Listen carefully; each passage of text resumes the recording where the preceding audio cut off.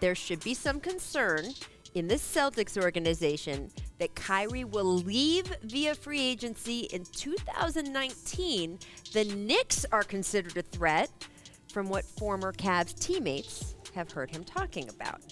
Should Kyrie be staying in Boston? Should he be thinking about leaving Boston? He hasn't even really played for Boston through a full season. I'm not sure Kyrie has told much of his Cavs teammates anything. He stayed pretty much to himself. So you were doubting the sourcing? Well, I think any free agent who's a free agent to be, right, if you're a star player, your team ought to be worried.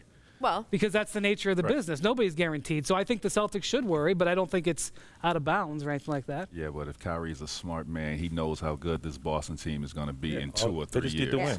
They win with him out there, and, you know, it's all better. The other thing is he's had a bunch of injury issues.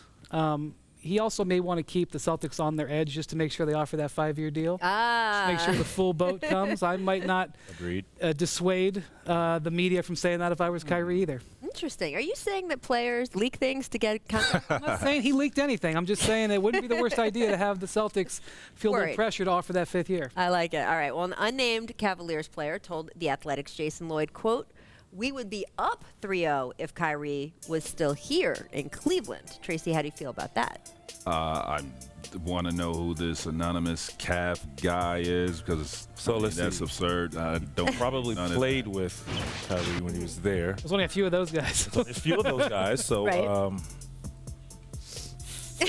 love it.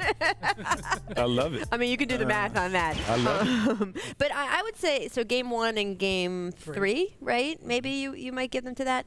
I mean, there's no doubt this team has less bounce without Kyrie. We knew that when they traded Kyrie. I did do some research, Rachel. I spent all morning researching. I found out that the Cavs actually had Kyrie last year. Right.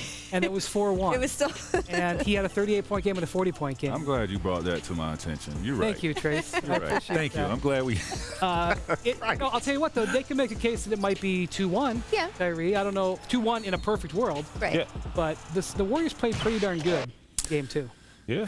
Yeah, but we are going by how everybody really played in that game. If you got Kyrie, who knows if Bron's going to have 51 points. True. So, Right. you know. He might not have needed 51. That's true. You know? The only thing I think everybody can agree on, the Cavs are not as good this year as they were last year. That is certainly true. And look, we've talked over and over again about talent that they do or don't have on the roster. I think it's been so interesting to hear LeBron for the last 2 days. You've been sitting in those press conferences. He has been making such a point about the talent deficit here versus Golden State and how it just feels like in the NBA in general, you can't even compete unless you have a couple guys who are that, not just all-star, but elite level. He's saying that a lot these last couple days, Tracy. What is he trying to tell us? He's trying to, soften us up for this sweep that's about to happen tonight?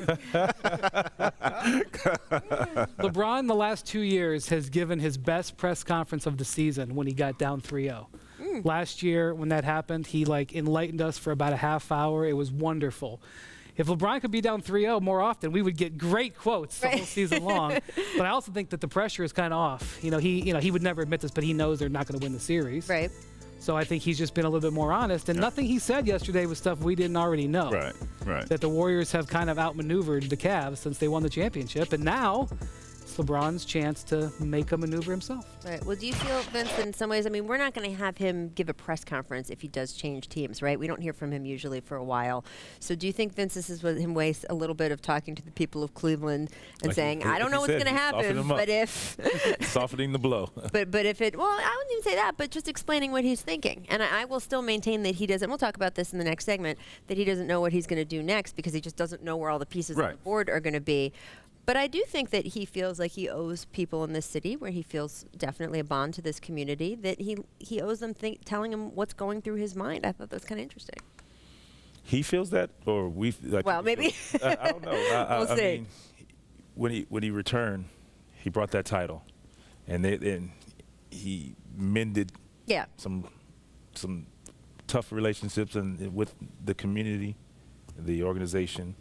And now it seems you hear in the community or in the public, people just say, I don't blame him if he leaves. I mean, that. So they're kind of like, thank you, you brought us a championship finally.